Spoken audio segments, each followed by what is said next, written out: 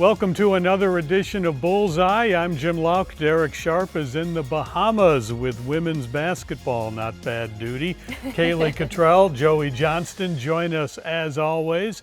Bulls getting ready for senior day against the Rice Owls, coming off a win on the road over UAB. And Joey, this was kind of a strange one with some difficult events taking place on the UAB side before the game. Credit to the Bulls to stay focused and come away with a win. Yeah, highly unusual. There was a brief window where we're not sure where the game was going to be played, but UAB did want to play it to their credit.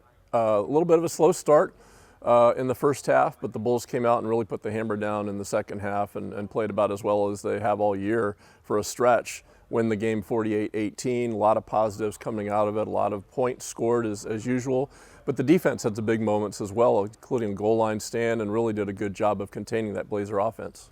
I talked to Mac and Byram after the game, and I mean, a couple of my favorite quotes of the season. I mean, Byram, you know, when he looks at this defense, he said, you know, I just love watching them go out there and take this opposing team's will, and then we feel inspired to do that on offense, and they feed off of each other. And when I asked Mac about Byram and what he can do on the field, he said, I'm his biggest fan. I'm just his biggest fan. So to see this team come together and perform the way they did in that second half was super cool.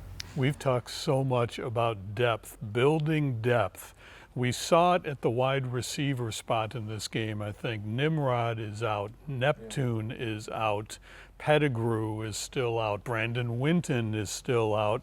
And what happens? Moody goes for 170 plus, and they get the job done. Yeah, Moody Rubin, the past two games, he's made plays that still just have me scratching my head. His ability to just catch the ball and bowl over people and be a human wrecking ball is just amazing. And the depth, particularly at that receiver spot. They've got guys all over the place that can make plays. That's probably the biggest thing about this team, why it is poised to go 9-2, maybe 10-2 with a bowl win, is there is depth at almost every level, and that wasn't something that occurred when Alex Golesh came here. And can I just say, Moody's celebrations are some of my favorite in the end zone. He's so fun. Had a great game, that's for sure. The Bulls rack up a road win. Now it's senior day Saturday night against Rice. A lot to come. We'll hear from head coach Alex Golesh, and the veteran linebacker Mac Harris will join us as well. Stay with us. Bullseye continues after this. First sack of the game couldn't have come at a better time for USF. Interception. Right there is Fred Gaskin. Headed down the sideline. Knocked out of bounds at the 36-yard line. Early fireworks. Is it hauled in? Yes, it is. Down to the 1-yard line. Probably the longest you'll see USF take under center all game long, but it leads to a touchdown. 6-0. Byron Brown had 2 scores on the ground last week. Give him one more this afternoon. 2nd and 3. Keep your eye on Koger. He can motor. And the freshman, another first down for USF. Davenport dishing out the contact there. Slick pass there by Brown to the freshman Koger inside the 10-yard line. Quick tempo and a great catch by Wyatt Sullivan. The throw maybe even better as Brown was under some heavy-duty duress. And a shivering stop is made near the line of scrimmage. Controls, shaky throw, almost reeled in by Brandon Hawkins. To the right side. Singleton grabs it. Another first down for the Bulls. Right back up the middle. Escapes. Hurdles a defender and is knocked to the turf at the 24-yard line, but not before he hits the highlight reel.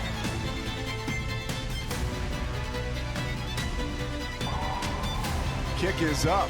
Splits the uprights. Ready to uncork it. Steps up. Stops short of the line of scrimmage. It looked like down into the end zone, and it's picked off by Mac Harris. Tack on another big play to his season. Knocked out of bounds at the 44-yard line, and the kicker coming over to make the play. Brown moves left, throws with his right hand, uncorks it. Rubin down the sideline, breaks free. Missed tackles Blazers had 18 last week, and some more right there in front of our eyes to start the second half. 60-yard touchdown, the explosive play we've been waiting on. Darts it to the back of the end zone, intercepted. That's what I do. I go anywhere. Brown looking to deliver a kill shot down the field. Singleton lays out and reels it in.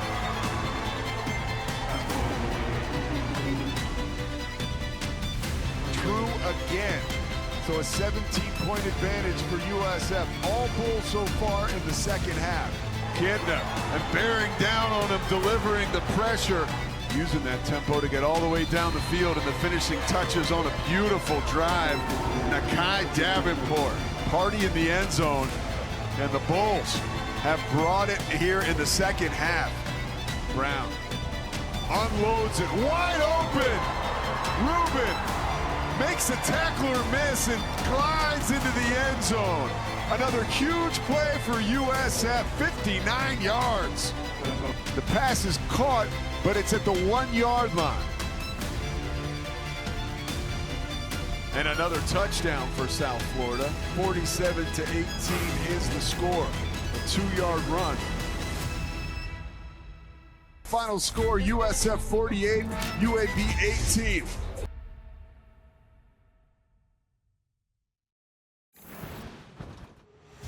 Welcome back to Bullseye. Head coach Alex Golesh joins us. Coach, seems like Boise State was in the tunnel about 10 minutes ago. Now we're coming up to the last game of the year. It goes faster and faster, but senior day, Saturday against Rice, a big game, and a chance to send off a really good senior class with a win. Yeah, we told them yesterday, and I was adamant, like, man, we go as you guys go. This really is about you. We've spent all year talking about our story, and started Wednesday night before we played Boise on a Thursday, and the fact that if our story is special, other people will tell it. I think we've had some special moments as the year's gone, and what I talked about on Monday is your story after Saturday becomes your legacy, and what do you want it to be? And we're going to go as you guys go, and the energy has got to match that, the focus has got to match that, our process has got to match that. But it's a neat group of guys, guys that were here already, guys that came in right away when we got here, guys that came in this spring and have all bought into a really, really neat culture, really cool connection, and a bunch of guys that care more about this team than they do about themselves, which is really, really hard to do in college football right now. You know, one angle about this game, even beyond senior night for the seniors, for everybody on the team, if you win, it's an undefeated home record, which hasn't happened here very often. What does that mean to you as a coach when you can win all your home games and have that on your resume? Yeah, I think it's a standard that it's about time we set. And we got to go finish Saturday night, but that's what it should be. You work really, really hard to defend your home turf, and you work really, really hard to make sure that when it's your fans packing that place out, they have something to leave the parking lot and go home with that they're really proud of. I would be really proud of that, and I think our guys would be as well, but they certainly are aware of it. It hasn't happened since '02. Your thoughts on the senior class? It's not the traditional bunch of four-year guys. Times have changed in college football. Some guys have come in, spent their last year, maybe 2 years, but this is a group that has really elevated this program and kept it moving forward. Yeah, it has. There's some sixth-year guys, and there's some guys that maybe could get a seventh. So times have changed. It's a group that has taken a lot of pride in setting a new standard here and creating real expectations here. Those are all the things that through our process you want to be a byproduct of it. We talk as a program, we live as a program, a lot of standards. What are they? Can we live them day to day and then ultimately raise them? There has to be a foundation for that, and I've said it before, but I felt like year one it was laying a foundation for what day to day looks like. In year two, it was holding that standard day to day and being consistent with it. And you go into year 3, your foundation and your standards have to show up in your play. And I would tell you that it's as consistent as it's been, but it's still well below the standard. And we still have a long way to go to play consistent, elite, high-level football on all 3 sides of the ball. And that goes back to what our process is. That goes back to how we attack our daily work. And ultimately, I think if I've realized anything, it's the ability to maintain focus week to week to week through the grind of what this is. And it takes maturity to do that. We've had our ups and downs, but I think when we've been right in our prep and our focus and our detail, the end result has been desirable. So you're playing Rice. You played Rice in last season's finale in Houston, did not play well. I know you've referred to that game a few times this season, referred to it again this week. Clearly it's not something you want to forget it, but you want to remember it also because of the feeling that it gave you. So how much incentive is it to play this team again for not only you, but for the guys that were there last year in Houston to erase the memory of that bad effort?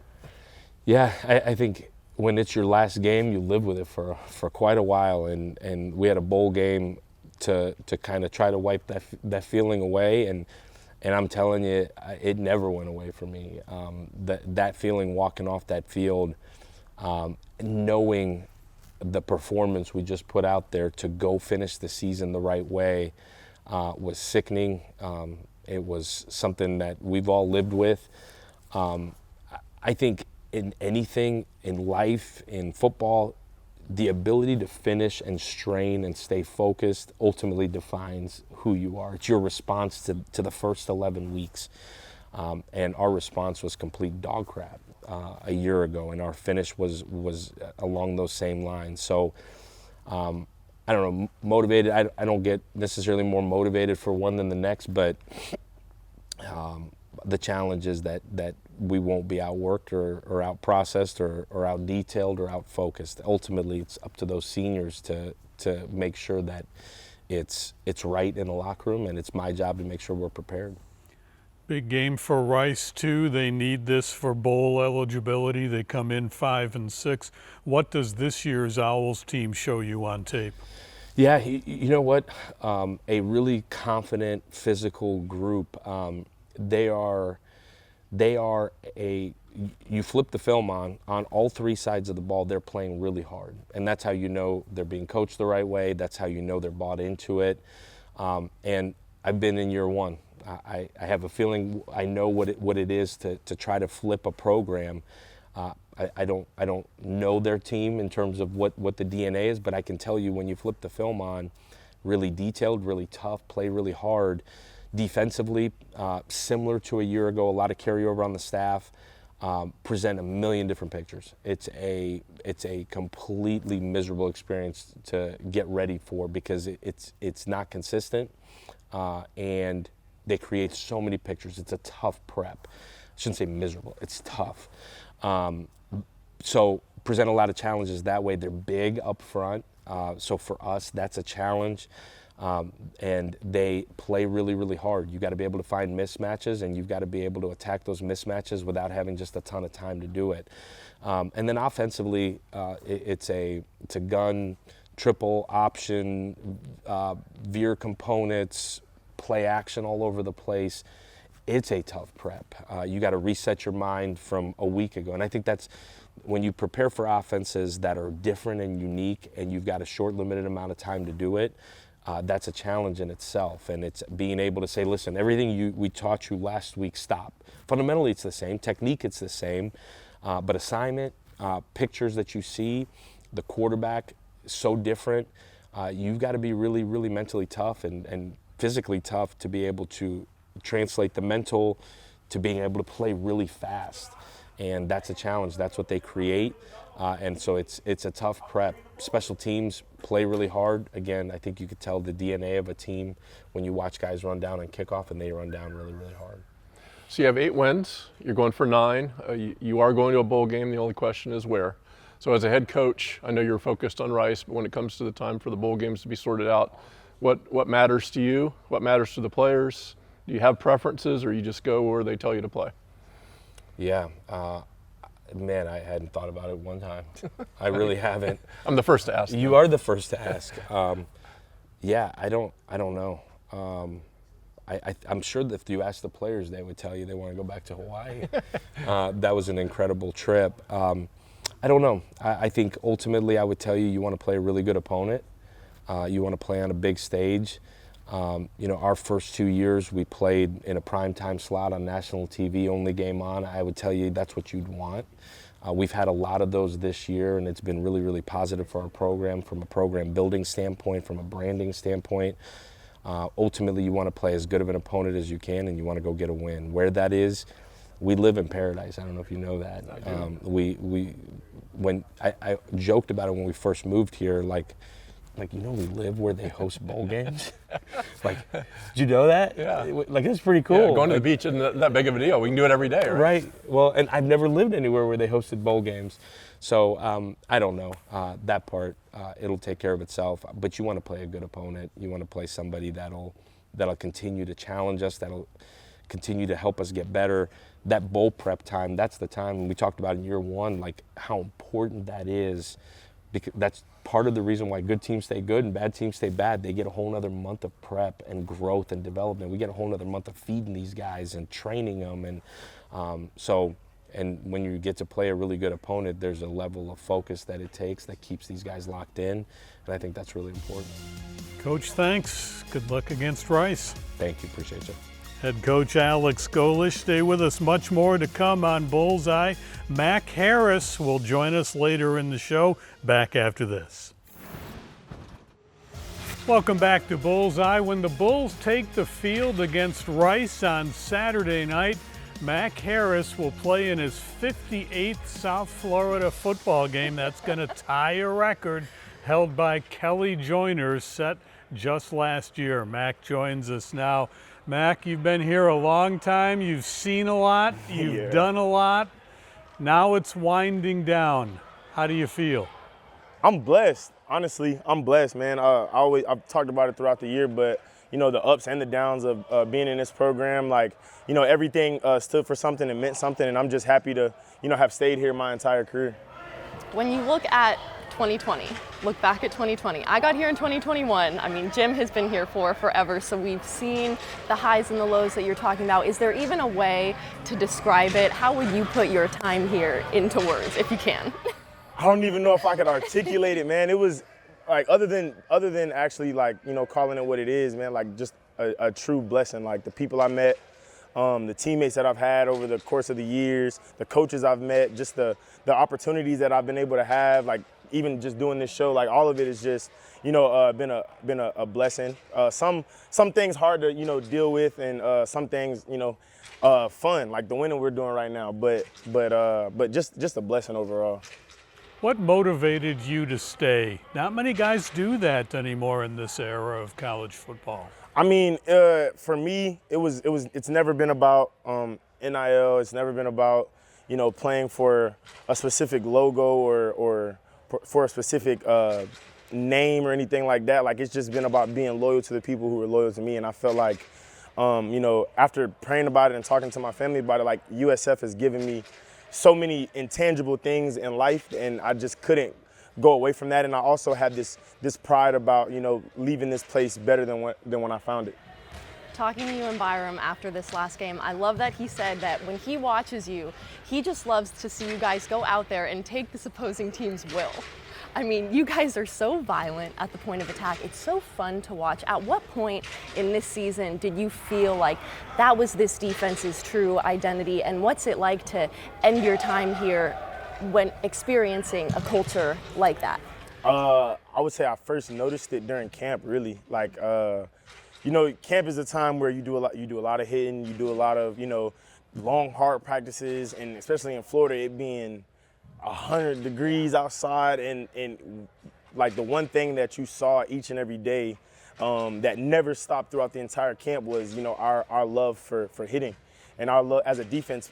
Same thing for offense too, don't get it twisted, but defensively, our love for hitting, our love for running to the ball, and the excitement that we had, seeing a big hit or having all 11 guys to the ball, just trampling the ball carrier, it started there. And like, you know, the consistency throughout the season that we've had at doing it is just a testament to not only, you know, the coaches holding us accountable, but also us being a player-led team and us loving to actually run and hit for each other. It truly gets us excited. Amazing. I think what's really interesting about your game, you defend the run well, you rack up the tackles. I'm not sure I've ever seen a USF linebacker get back in coverage the way you do. You've got multiple interceptions. I think about that one in Birmingham. I know it was a Hail Mary, but you're 50 yards downfield making a leaping interception at the goal line. Is there a little defensive back in you? Absolutely. Absolutely. I came in as a DB. High school, I played quarterback and safety.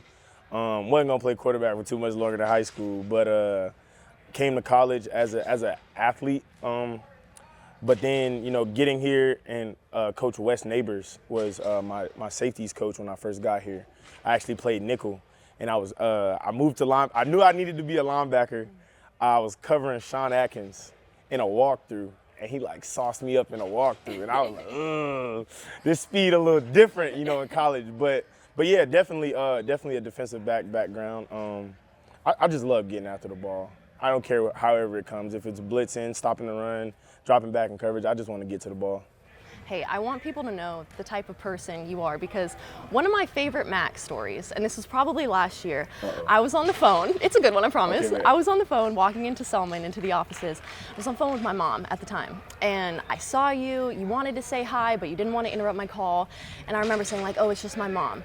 You grab my phone and be like, hey, Mom, and start talking to her like you've known her for years. And she has just adored you ever since that moment. And I think that just, I think that just speaks to how it is so easy for you to connect with people.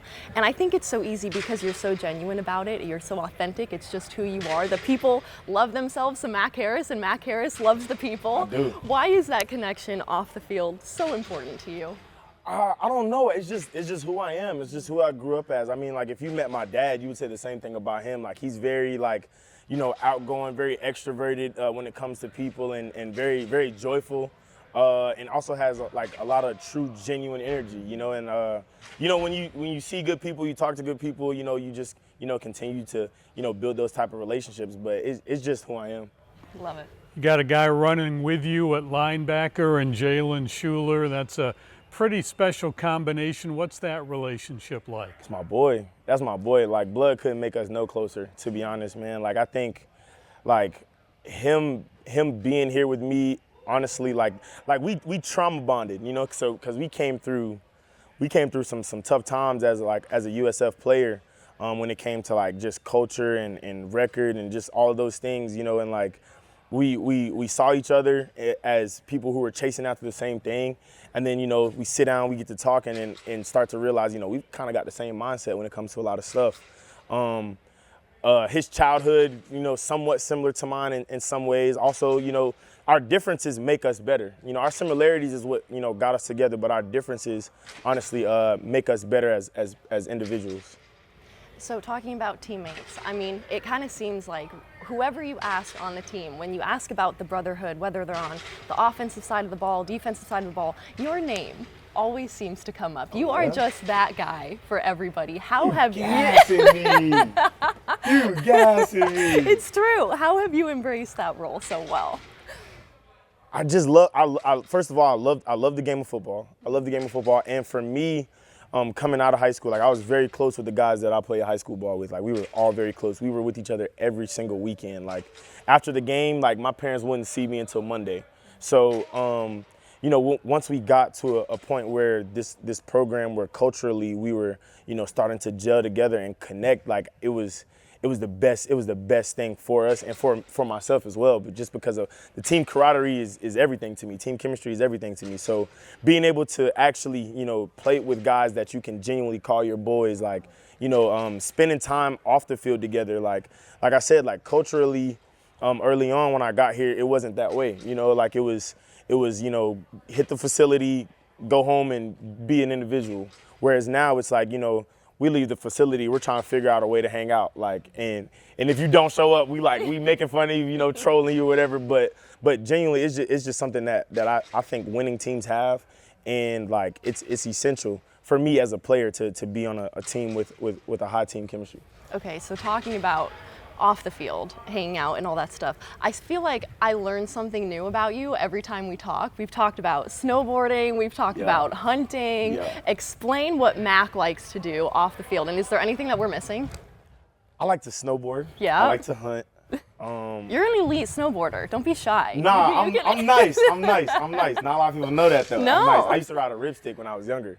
Ripstick. So ripstick. You don't remember the ripstick? Like No. it was like. I've been in snow like 5 times in my life. I'm a warm No, weather girl. You gotta ripstick. explain it to me. Ripstick was like a skateboard, but you can twist and turn on it to make it go. Oh, okay. Okay, so you yeah. skated growing up too. Yeah, a little bit. Got you. Okay. I love riding like 4-wheelers, dirt bikes, like. Fun. Yeah, I You're love an adrenaline cars. junkie? Low key. Yeah. Low key, but not crazy though. Like Gotcha. I'm not. You know your limits. I know my limits, Yeah. and I know what my sport. You know what I'm saying? What my sport can take. So Yeah, I'm not gonna true. do nothing that's gonna keep me out of this. This is my first love. So Yep. anything that's gonna keep me out of football not happening. But Gotcha. I love music to death too. Like I love listening to music, making music, just any like I love music too. So yeah. So- Movies. Movies. What kind of movies? I'm a movie. I love old gangster movies. Do you like to go to the theater?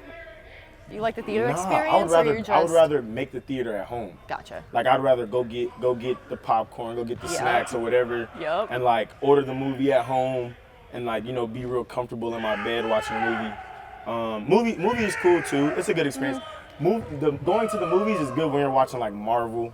Or like you're watching a good on, like, a big series or something like that, where like it's gonna be packed feel the- out. Like there's only 5 people in the movie theater. I'd rather just watch it at home. That's true. That's but, a good point. Yeah, because then I can talk to the movie. You can't talk to the movie at the theaters. You know what I'm saying? Give But- some commentary during the okay. Exactly.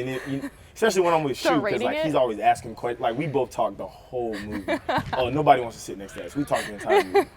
But yeah, love it. movies and music Okay. would be the last two. So in Hawaii, did you try surfing at all? If you're so good at snowboarding, or that's? I was sick. Oh no. I was sick the entire Hawaii trip. I was so sick. I stayed in my room the entire time. Dang. Yeah, it's okay though. That's okay. Yeah, it's okay. I feel like you could get back out there. It Still wasn't my some first time being in opportunity. Hawaii though, so I wasn't mad. Gotcha. I wasn't mad at all. Okay. I Yeah. could see you crushing it out there though. Just saying. I don't know. I tried surfing when I was younger. It didn't go so well. Uh-oh. Nah, it didn't go so well. One of my friends, John Holloway, his dad, took us snowboarding. Me and my friend Fred, rest in peace, Fred. He took us snowboarding. I'm not snowboarding. Surfing. He took us surfing. I was terrible. Really? I couldn't stand up. Well, then you found snowboarding, and then you excelled. Then Mr. Holloway and my boy John Holloway, they took us snowboarding. I loved it. I You fell in love found your with it. rhythm. Okay, yeah. I You found found my what thing. fit for you. Nah, I found my niche. Good. Mac, it's been a blast watching you It play. has. I know you want to keep playing, but you got to find your way into the broadcast booth sometime too. Everybody keeps saying that, but I don't know. I feel like God willing, I got a lot more football to play, and then we'll talk about it. I'll reach out to you specifically. Find me. All Okay, right. bet. Okay, The bet. expert over here. Okay, He's bet. the guy to go to. Have a great senior day and beyond. Thanks for taking time for us Thank you today. so much. Thanks, Mac. Thank you so much. Mac Harris, one of the all-time great linebackers in program history. We will continue with Bullseye after this.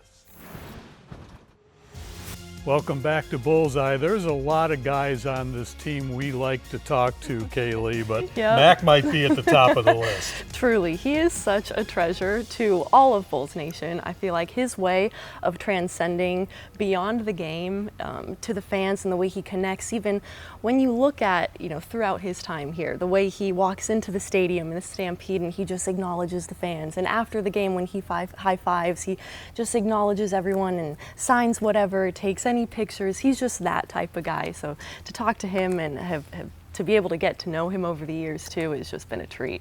Well, now the hard part, we got to start saying goodbye to I nearly know. 30 Not a fan of people that. Not a fan in of the that. senior class. Good news is it's a meaningful game, like Coach likes to talk about. Bulls have a chance to finish an undefeated home season. And Joey, this is not an easy opponent to finish up with. No, it's sort of like preparing for Navy all over again, although it's not identical, but the challenges that Rice will bring to this defense, it's a difficult team to prepare for. It will not be an easy game.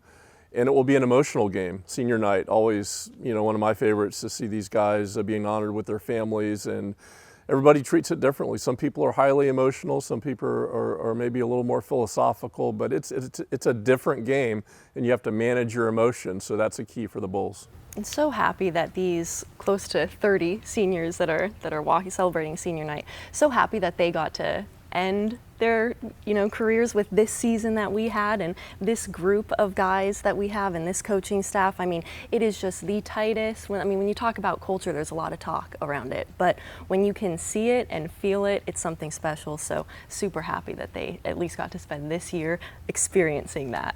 Caylee and Joey, always a pleasure. Thank you. Thank you, Jim. Derek will be back next time.